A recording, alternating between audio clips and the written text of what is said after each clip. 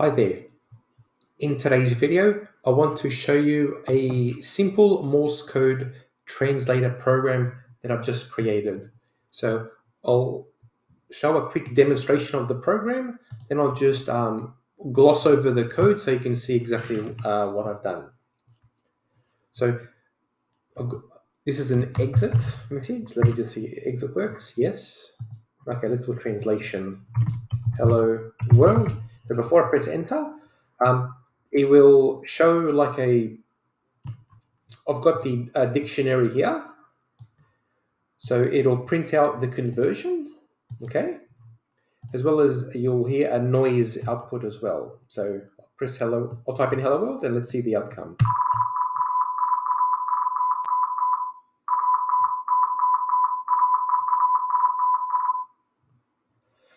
Then it shows you it prints out the actual translation in Morse code. So hello world, let's have a look. So E is just that one character. So E is here, yes. W O, that should be O this here. So O, excellent. Okay, so it's working fine. So let's type in something else.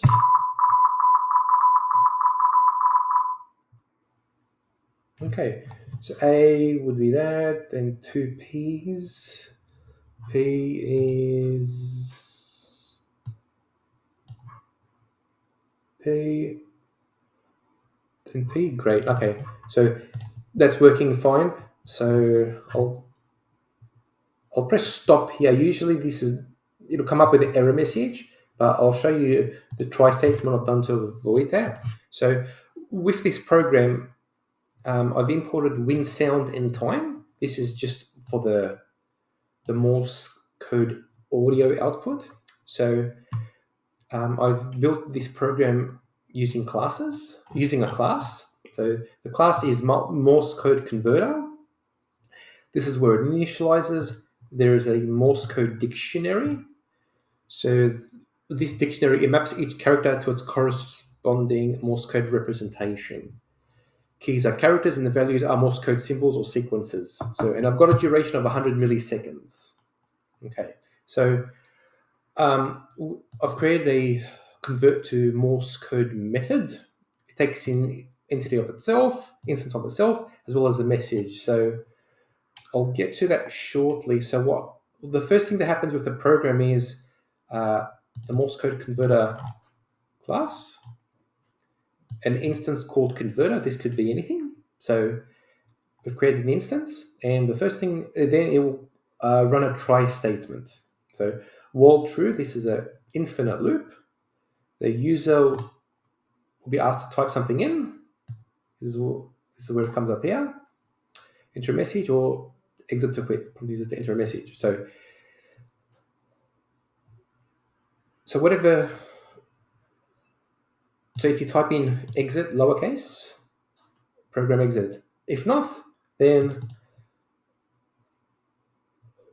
we capture whatever is the user inputs. We've got the instance, then we've got the method. Okay, that's called Morse output. Morse output. Okay. So now we're going to this method, so the more message. So we start off with something in an empty string. So now we run a for loop. We iterate through the message. So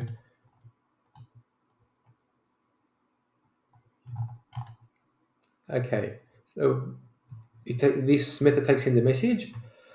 So this checks if the character is in the Morse code dictionary. We then get the Morse code representation of the character. Then we append the Morse code to the message string with a space separator. Now we go through each symbol, whether it's a dot or dash in the Morse code representation. If it's a dot, plays a dot. For the dash, it plays a dash. If it's a space, then it stops for a period of time. We then pause. So every character, duration is equal to one dot between characters. Okay. If the character is not in a Morse code dictionary, simply append it to the message as is. Then we eventually just return the Morse message. Okay, so these methods, they're called into play here. That's the only time they're called in, really. So this returns the Morse message. That's here, the Morse message.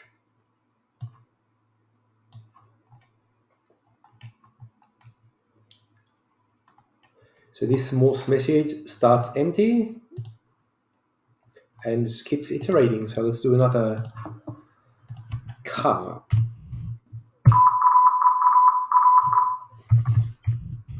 YouTube.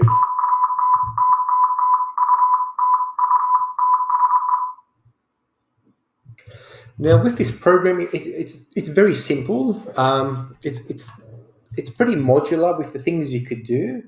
For example, one thing I might do in the future is being able to translate audio. So it will hear audio, Morse code audio, and translate back into English or back into the text.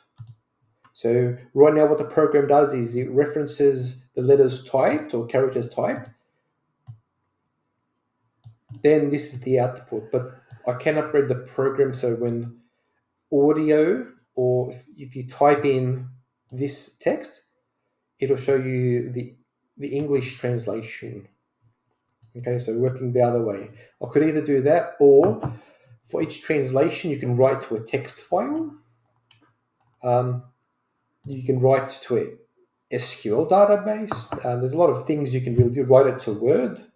There's a lot of ways to upgrade the program, but I just want to create something very simple. So I hope you enjoyed the video. Now, I've tried my best to have enough screen time on different parts of the code. So if you do want to copy it or improve it or enhance it, by all means. If you do like these types of videos or if you have any comments, just please, write a comment under this video and just, give me some feedback. Let me know if you like it. Anyways, I'll leave you to it. Have a good day. Thank you.